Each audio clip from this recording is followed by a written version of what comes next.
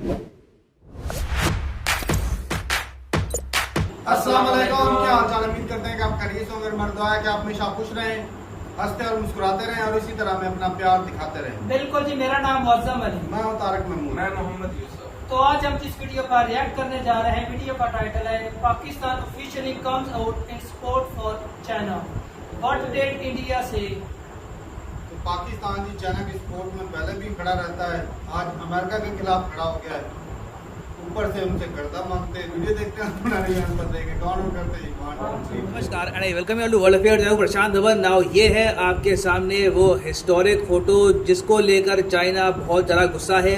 Nancy Pelosi Taiwan की सरकार के लोगों के साथ ताइवान में खड़ी है। पहली बार है जब यूएस के पार्लियामेंट की तरफ से कोई स्पीकर, इतना हाई रैंकिंग ऑफिशियल आप कह लीजिए, ये गया है ताइवान में। और नैन्सी पेलोसी ने यहाँ पर बात करी नेशनल ह्यूमन राइट्स म्यूजियम के बारे में, ताइवान की डेमोक्रेसी के बारे में बात करी और ये भी कहा कि यूएस हमेशा ताइवान के साथ खड़ा रहेगा। ये सब बातें देखकर चाइना ऑब्वियसली काफ़ी फ्रस्ट्रेटेड है। और इसके बाद हमने ये देखा है कि एक एक करके कई कंट्रीज चाइना के सपोर्ट में आ रहे हैं। एक्चुअली अभी के लिए गिनती के 2 कंट्रीज हैं चाइना के इमीडिएट नेबरहुड में जिन्होंने चाइना को सपोर्ट दी है। एक देश तो है रशिया। रशिया ने ओपनली ये कहा है कि यूएस चाहता है कि वॉर स्टार्ट हो जाए बिटवीन ताइवान एंड चाइना। फिर दूसरा देश जो यहाँ पर चाइना की सपोर्ट में आया है रशिया के बाद, वो है पाकिस्तान। यहाँ पर आप देख पाओगे आर्टिकल है पाकिस्तान के न्यूज आउटलेट का। यहाँ पर लिखा है कि Pakistan sides with China in row with US over Nancy Pelosi. और ये देखिए पाकिस्तान के लिए एक बहुत ही ज्यादा कठिन निर्णय रहा होगा।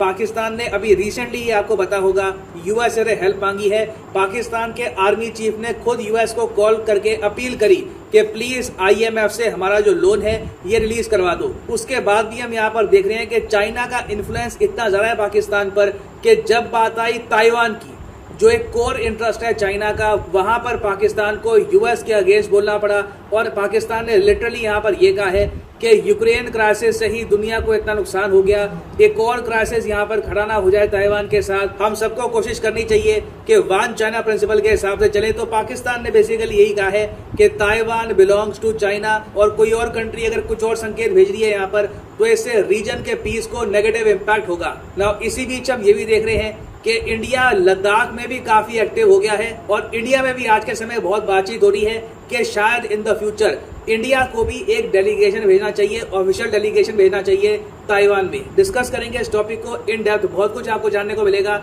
मगर आगे बढ़ने से पहले आपसे क्वेश्चन पूछूंगा। क्वेश्चन यहाँ पर ये है कि हाल ही में वो कौन सा देश है जहां पर पिछले 300 साल में अब तक का सबसे बड़ा पिंक डायमंड मिला है। अंगोला, कांगो, श्रीलंका, जिम्बाब्वे, बताओ किस देश में मिला है सबसे बड़ा पिंक डायमंड। नाउ पाकिस्तान देखिए चाइना की सपोर्ट में आया है क्योंकि आज से कई साल पहले, अब तो मेरे ख्याल से 5-6 साल हो गए हैं, पाकिस्तान और चाइना ने एक अंडरस्टैंडिंग डेवलप करी और इस पर एक एग्रीमेंट भी साइन किया था जिसके अंडर दोनों देश एक दूसरे के जो कोर इंटरेस्ट हैं उसको बैक करेंगे। ये जो एग्रीमेंट है ये हर कुछ साल में रिन्यू भी करते रहते हैं पाकिस्तान और चाइना। और इसके अंडर ही आपको याद होगा कि कश्मीर इशू चाइना ने बार बार रेस किया था यूएन सिक्योरिटी काउंसिल में। एक्चुअली रेस करने की कोशिश करी थी, ऑफिशियली चाइना कभी रेस कर नहीं पाया था। और चाइना ने ये सब इसलिए किया था क्योंकि कश्मीर आपको पता होगा एक कोर इंटरेस्ट है पाकिस्तान का। ना अब यहाँ पर आप कहोगे ये तो पाकिस्तान के लिए काफी अच्छा एग्रीमेंट है कि कश्मीर का अनवेवरिंग सपोर्ट मिल गया। एक्चुअली देखिए ऐसे एग्रीमेंट्स में ज्यादातर फायदा उठाता है बड़ा देश, और यहाँ पर भी चाइना ने फायदा उठाया है क्योंकि पाकिस्तान के घूम फिर के कितने कोर इंटरेस्ट हैं, 2 ही हैं। एक तो इंडस वाटर ट्रीटी आप कह सकते हैं कुछ हद तक, उसके अलावा कश्मीर। चाइना के बहुत सारे कोर इंटरेस्ट हैं, हांगकांग कोर इंटरेस्ट है, तिब्बत कोर इंटरेस्ट है, जो ये ताइवान में हो रहा है ये कोर इंटरेस्ट है, फिर जो उइगुर मुस्लिम्स का इशू है वो इनके लिए कोर इंटरेस्ट है। और पाकिस्तान ने हर जगह चाइना के लिए बहुत काम किया है कश्मीर की सपोर्ट को लेकर। और आप अगर सोच कर देखें तो इन दी एंड फायदा यहाँ पर चाइना नहीं उठाया है। कश्मीर को लेकर पाकिस्तान को कुछ हाथ नहीं लगा, जबकि पाकिस्तान की हेल्प की वजह से चाइना ने उइगुर जेनोसाइड काफी हद तक छुपा दिया। ये बात आपको याद होगी जब दुनिया ने चाइना पे आरोप लगाया कि ये उइगुर मुसलमानों पर अत्याचार कर रहे हैं। पाकिस्तान उन गिने चुने कंट्रीज में से था जो चाइना के डिफेंस में आया। ना सिर्फ उइगुर मुस्लिम्स के केस में, इवन हांगकांग के केस में, ये भी आप जान के हैरान होंगे, पाकिस्तान ने ना टोटल 55 कंट्रीज का एक ग्रुप खुद लीड किया था और इन कंट्रीज ने यूएन में कहा, यूएन में चिट्ठी डाली और ये कहा विकसित कंट्रीज को, यूरोप को, यूएस को, बाकी सबको कि आप प्लीज चाइना के जो इंटरनल इश्यूज हैं हांगकांग को लेकर वहां पर कमेंट मत करिए। जी हाँ, हांगकांग को लेकर भी पाकिस्तान ने हेल्प करी चाइना की, और आज भी आप अगर देखो ताइवान के इशू को लेकर भी पाकिस्तान उन गिने चुने कंट्रीज में से है जो चाइना के बचाव में आए। तो इसलिए मैंने कहा था यूजुअली जब भी ऐसे एग्रीमेंट साइन होते हैं तो जो बड़े कंट्रीज हैं वही फायदा उठाते हैं, छोटे कंट्रीज काफी बार सिर्फ सर्विसिंग ही करते हैं। अब ये तो हमने बात कर ली है पाकिस्तान की। इंडिया की अगर हम बात करें तो क्या इंडिया को भी कभी एक स्पीकर भेजना चाहिए, पार्लियामेंट का स्पीकर भेजना चाहिए ताइवान में? ये डिस्कशन अब इंडिया में स्टार्ट हो चुका है। शशि थरूर साहब ने रिसेंटली कहा एक इंटरव्यू के दौरान कि ताइवान कार्ड जो है ये इंडिया भी प्ले कर सकता है अगर चाइना बॉर्डर पे अग्रेशन लगातार दिखाता रहता है। थरूर साहब ने यह कहा कि अगर यूएसए के पार्लियामेंट के स्पीकर जा सकते हैं ताइवान में तो इंडिया ऐसा क्यों नहीं कर सकता। और थरूर साहब मैं आपको बता दूं ये फॉरेन पॉलिसी को बहुत ज्यादा प्रॉपर्ली समझते हैं। ये 1978 से लेकर 2007 तक यूनाइटेड नेशंस में रहे थे। एक बार को ये यूनाइटेड नेशंस के सेक्रेटरी जनरल बनते बनते रह गए।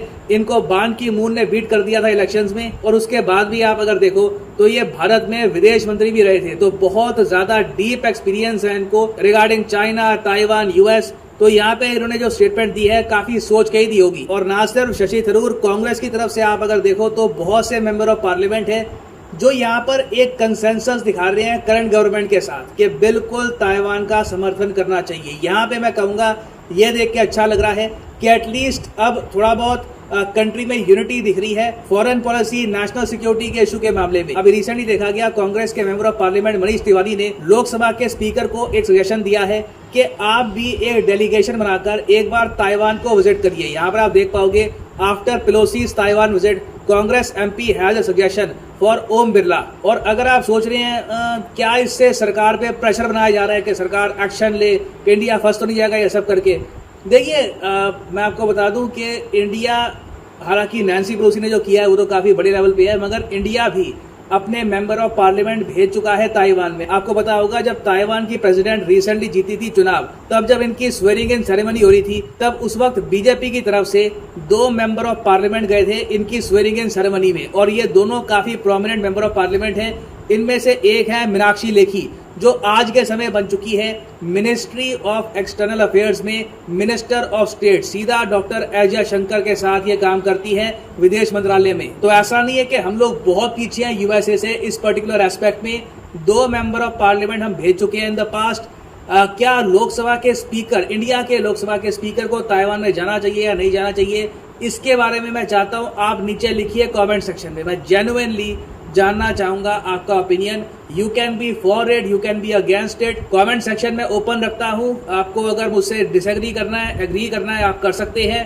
आई give you the freedom to do that. Now ये तो हमने बात कर ली है इंडिया में डिस्कशन क्या हो रहे हैं। लद्दाख में अगर हम देखें तो इंडियन एयरफोर्स अब ज्यादा प्रोएक्टिव हो गई है। रिसेंट रिपोर्ट्स आई हैं कि जिस तरीके से चाइना का एयरक्राफ्ट रिसेंटली बिल्कुल लाइन ऑफ कंट्रोल के पास से होकर गया था, अब इंडियन एयरफोर्स भी यहाँ पर एक्टिव हो गई है। और मेरे हिसाब से जो क्वाड कंट्रीज हैं इनको अब ये जो मोमेंटम है नैन्सी पेलोसी की विजिट का, ये कैरी फॉरवर्ड करना चाहिए क्योंकि मोमेंटम बहुत अच्छा बन गया है। आप सोच कर देखो, चाइना ने बहुत धमकियां दी थी। चाइना ने यह कहा कि नैन्सी पेलोसी का जो प्लेन है इसको शूट डाउन कर देंगे। शूट डाउन भी नहीं किया, इनको डर लग गया होगा ऑब्वियसली कि वॉर स्टार्ट ना हो जाए। चाइना ने फिर ये भी धमकी दी थी कि हम वॉर स्टार्ट कर देंगे। अभी तक तो अगर हम देखें तो कोई वॉर स्टार्ट भी नहीं हुई है। चाइना की सारी warning, final warning, quote and quote final warning के बावजूद यूएसए की स्पीकर नैन्सी पेलोसी ताइवान में आई, वापस गई। चाइना बस यहाँ पे टोपी चलाता रह गया, कुछ चाइना उसके अलावा नहीं कर पाया। तो एक मोमेंटम बहुत अच्छा बिल्ड हो गया है। उम्मीद यह है कि क्वाड कंट्रीज इस मोमेंटम को कैरी फॉरवर्ड करेगी। That will be great for the region. ना वापस आते हैं क्वेश्चन की तरफ कि रिसेंटली वो कौन सा देश है जहां पर अब तक का सबसे बड़ा पिंक डायमंड मिला है in the last 300 years at least.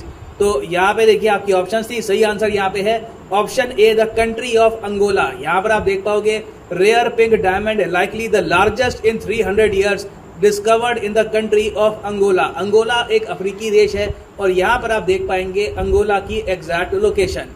और फाइनली यहाँ पर मैं ये भी ऐड कर दूं कि लाइफ में अगर आप एक बार प्रॉपरली यूपीएससी एग्जाम की तैयारी करना चाहते हैं, किसी भी एग्जाम की तैयारी करना चाहते हैं, चाहे IIT हो, बैंक हो, तो सिंपली जाइए कमेंट सेक्शन में कमेंट सेक्शन में आपको मिलेगी ये पिंड कमेंट, और यहाँ पे आप परचेज कर सकते हैं the course of your choice. For example let's say आप प्रिपेयर कर रहे हैं फॉर यूपीएससी, क्लिक करिए यूपीएससी पर और यहाँ पे आपके सामने खुल जाएगा ये पेज, और यहाँ पे आप परचेज कर पाएंगे UPSC course for 36 month as well. अगर मान लीजिए आप एक कॉलेज स्टूडेंट हैं, अभी आपके पास टाइम है 2-3 साल का आराम से यूपीएससी की प्रिपरेशन करनी है, तो 36 महीने का जो कोर्स है ये भी आप कर सकते हैं परचेज। मगर जो प्राइसेस यहाँ पर लिखे हैं ये पे करने की जरूरत नहीं है, सिंपली यहाँ पर कोड यूज करिए PD10 and the prices will start following. So use the code PD10 and save money. So इसी नोट के साथ ये है वीडियो का। Thank you for listening and as always God bless you all.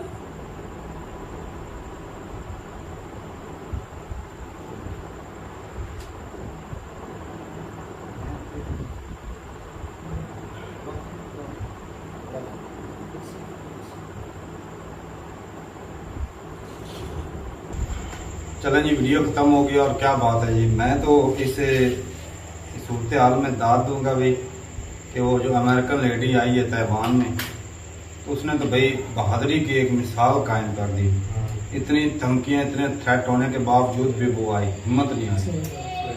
और China के मुंह पे भाई तमाचा है, लेकिन चाइना ने कोई मतलब जवाबी कार्रवाई की नहीं, धमकियां दी। उन्होंने भाई वो समंदर में भेज दिए थे, एयरक्राफ्ट कैरियर थे, उसमें एयरफोर्स थी उनकी सारा, लेकिन मतलब अमेरिका वाला ने किया नहीं। अमेरिका ने भी भेजे हुए थे अपना सारा इंतजाम किया था अमेरिका ऐसे तो नहीं ना, ने। न्यूक्लियर वेपन लेकर भेजा। आ रहे थे, वो सबमरीन भी थी यहाँ। तो तब पूरी प्लानिंग की जाके गई है इसको भेजने में, प्लानिंग के साथ आई है, ऐसे नहीं आई। और बड़ी हिम्मत है भाई इसमें।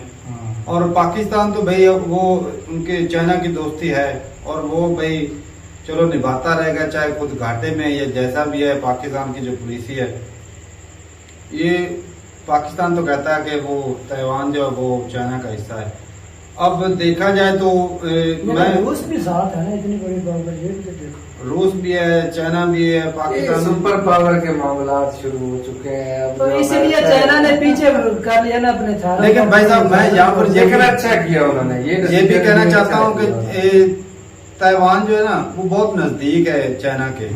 हाँ। तो चाइना के तो वैसे भी निशाने पर होगा, क्योंकि चाइना के पास कहीं वो जो मामला है रशिया और यूक्रेन वाला, हाँ, इनके साथ वही ना फिट हो वही जाए, ना करवा दें। इनको तो दूर दूर से बचाने वाला भी कोई नहीं है, ऐसी बात है। और बाकी भी लेकिन इस तरह की सिचुएशन मुझे नहीं लगता पैदा होगी, क्योंकि पहले पूरी वर्ल्ड जो है महंगाई में पीस। भाई साहब चाइना जो है वो कब्जा ग्रुप है, कब्जा ग्रुप है चाइना। ये आसपास अमेरिका में तो सिर्फ हथियार भेजने हैं ना। कब्जा करता है। तो इस तरह तो रूस भी एक कब्जा ग्रुप ही है फिर। नहीं नहीं नहीं तो फिर रूस ने क्या किया? नहीं, वही सिचुएशन है वो रूस वाली। सुपर पावर था ना, उसे तोड़ा अमेरिका ने। तो तो भाई ये वो सुपर पावर के बात है। देश में अपना एरिया बढ़ाना चाहता है, ये भी तो देखो। ये अलग चीज है। जितना ज्यादा जो आइलैंड होंगे या जो समुद्री एरिया के हाँ। नजदीक कंट्री होंगे वो भाई ज्यादा फायदामंद होती है।